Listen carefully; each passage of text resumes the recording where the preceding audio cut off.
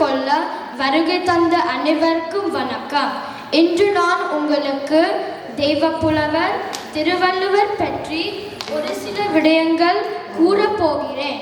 திருவள்ளுவர் 2 வரிகளில் குறள் வெண்பா எனும் மனித வாழ்க்கைக்கு தேவையான அறம், பொருள், இன்பம் ஆகியவற்றை உலகிற்கு உணர்த்திய தெய்வ புலவராவார்.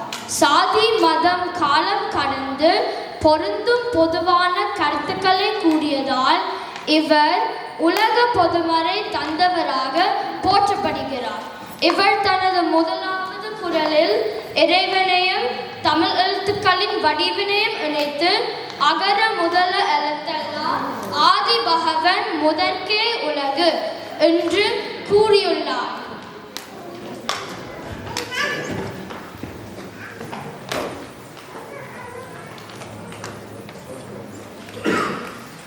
உலக பொதுமறை திருக்குறள் 1330 குறள்கள் மூலம் இனம், மொழி, மதம் என்று வேறுபாடின்றி அனைவருக்கும் பொருந்தும் வாழ்வியல் நெறிகளை எடுத்துக்காட்டாக கொண்டுள்ளது. திருக்குறள் அறத்துப்பால், பொருட்பால், இன்பத்துப்பால் என 3 பிரிவுகளில் உலக மக்கள் அனைவருக்குமான வாழ்க்கை நெறிமுறைகளை விளக்கியுள்ளது.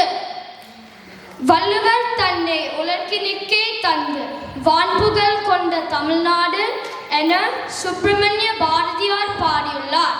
வள்ளுவனை பெற்றதால் பெற்றதே புகழ் வையகமே என பாரதிதாசன் பாடியுள்ளார். தற்போது இலங்கை, இந்தியா மட்டுமல்லாமல் உலக நாடுகளில் வாழும் சகல மக்களும் திருக்குறளை நன்கு கற்று பயன்பெற முயற்சி எடுக்கின்றார்கள்.